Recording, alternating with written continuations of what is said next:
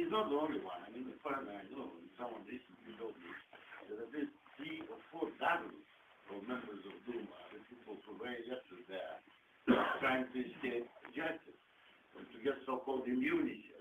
So Lugovo is not unique and not original in that particular sense. The funny thing is that a certain element in Russian society actually looks up to him as a hero. He's not a very big considerably less than the European polls try to show us or Kremlin propaganda, but there is such an element in Russian society which looks at him as some kind of a hero, a secret agent who secretly penetrated the fortress Britain and managed to kill them, this kind of strange, perverted romanticism which does exist in a certain dark mind of certain elements of Russian society. And that's a sad side of it. As far as my campaign is concerned, I made it abundantly clear right from the beginning that I am doing it for the completely different purposes. I know only too well that I'm not going to be allowed to run a campaign, and the Central Election Commission already said that much. As soon as I was nominated by a group of Russian intellectuals, an official from that commission made a statement that I would never ever be registered as a candidate. Even before seeing my documents or submission to that, they were already absolutely sure that I would not be registered. So I'm not doing it for that purpose. What I'm doing is mostly trying to encourage people to love their heart. It really pains me to see that fear, once again, returns to Russian society. So the journalists are afraid of asking you a direct question, and I've just been to Moscow. A very interesting detail. People in public, even those who consider themselves oppositional politicians, don't pronounce Putin's name. It's almost like in medieval times. You don't pronounce the devil's name, in case the devil will be jumping out and take it for his invitation or something. They would find any euphemism. They would call not just the president, but usually show like that. Someone upstairs, someone there. But the name would not be pronounced. It's almost impossible. I was the only one who did that. Openly there. He was thinking, calm down. So my God, like it was 50 years ago, to come to that scared, disheartened country, tell them.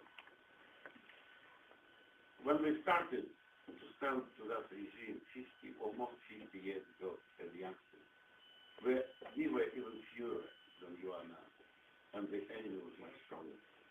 And yet 50 years after, we are still alive and they're dead. Don't worry. When the people feel fear, when they are scared, there is no other remedy but to come to stand up and to say, here I am, and I'm not afraid. There is nothing else you can do about it. And that's the most effective remedy. When people are disheartened, the best thing you can do is to remind them that we did more than they are supposed to do in a conditions much harsher than they have now. That is my task. My task is to encourage people to wake up courage in them, to wake up a sense of duty of a citizen in each and every of them, as much as I can achieve. I don't know how much of a response I'll get. Someone is good to say. But I'll try and try and try again. And on Monday I'll be going to St. Petersburg to do it again. And I will do it till either they kill me or the people wake up. Thank you.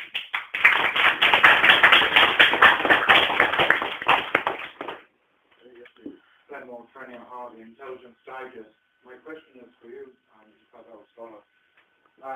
The cover of the book features a photograph with Sasha on the right-hand side.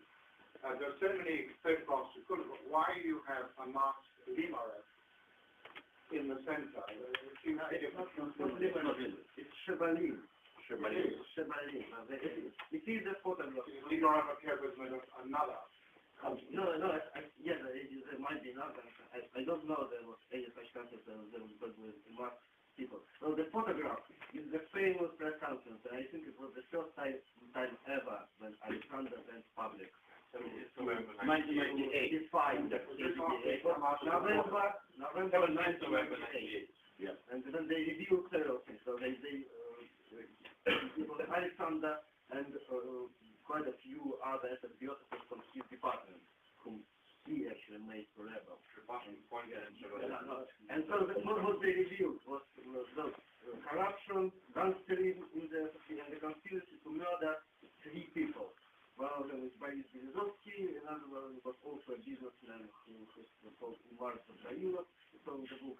And the third one is Mikhail Tripashkin, who was sitting there next to the masked man. He also came with them, and he was the intended victim. They refused to murder the people, and instead they went out for the press conference. And now, well, Alexander is killed, and Mikhail Tripashkin is a political prisoner. He's still in prison for many years, and we all don't know if he's ever going to come out of the government. And so the masked guy is still in the association, and he's still